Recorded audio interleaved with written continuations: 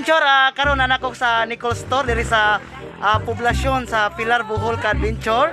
Nako diri sa Sari-Sari Store karon nang umpra ko Adventure. Salamat sa sponsor si Madam Bren Locarit Mangbubukid.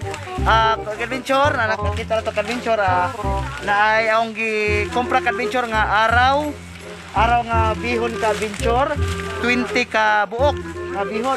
Onya dato puti ka Adventure nga vinegar makita ka Adventure 15 pieces ka Adventure. Onya silver swan ka Adventure nga tuyo 15 nga pieces. Onya pansit canton laki mi animal mahal ka Adventure kay pansit canton laki mi 7 ka buok nga yellow.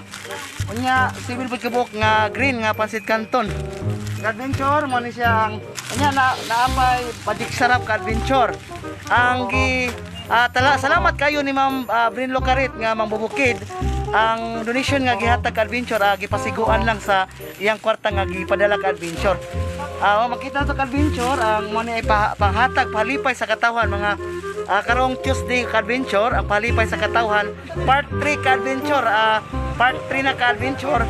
Dagan kayo salamat sa mga sponsor nga way hunong ang kanunay sa pag-share, pag-bless sa ilang mga blessing ka Adventure.